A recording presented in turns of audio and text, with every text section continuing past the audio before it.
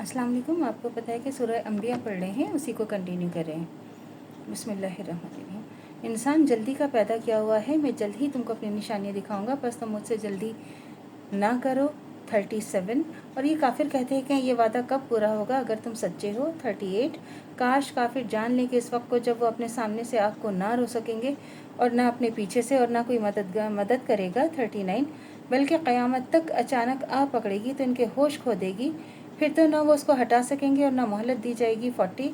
और आपसे पहले रसूलों पर भी ये मजाक होता रहा है, तो जो उनमें से मजाक उड़ाया करते थे इस अजाब ने उनको आ घेरा जिसका मजाक उड़ाते थे। 41। आप कह दीजिए कि रात और दिन में अल्लाह से तुम्हारी हिफाजत कौन कर सकता है, बल्कि ये लोग अपने रब की याद से मुंह मोड़े हुए हैं।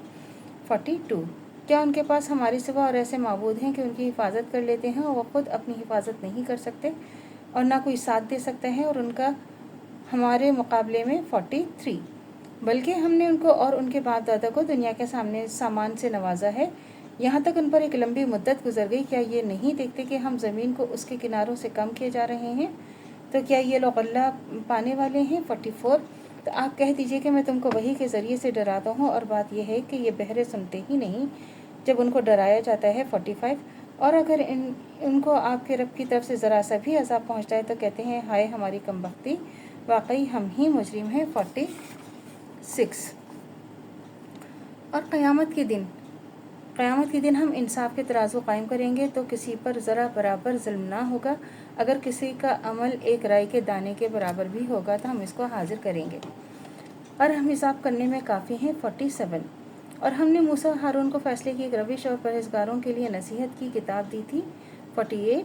जो अपने रब से बिन देखे डरते हैं और क़यामत से भी खौफ खाते हैं, और ये बाबरकत नसीहत है जिसे हमने नाजिल किया है, तो क्या तुम इनसे इनकार करते हो। 50। और हमने इब्राहिम को इससे पहले समझ दी थी और हमसे खूब वाकिफ़ थे। 51। और जब उन्होंने अपने बाप और अपनी कौम से ये कैसी मूर्तें हैं जिनको पूजा पर तुम जमे हो। 52। तो वो कहने लगे कि हमने अपने बाप दादों को इनकी इबादत करते हुए पाया है। 53। इब्राहिम ने कहा कि बेशक तुम और तुम्हारे बाप दादा गुमराही में मुब्तला रहे। 54। वो कहने लगे क्या तुम वाकई कोई हक बात लाए हो जो हमारे पास, या हमसे खेल की बातें कर रहे हो। 55। तो इब्राहिम ने कहा कि नहीं, बल्कि तुम्हारा रब वो है जो आसमानों और ज़मीनों का भी रब है, जिसने उनको पैदा किया और मैं इस बात का गवाह हूँ। 56।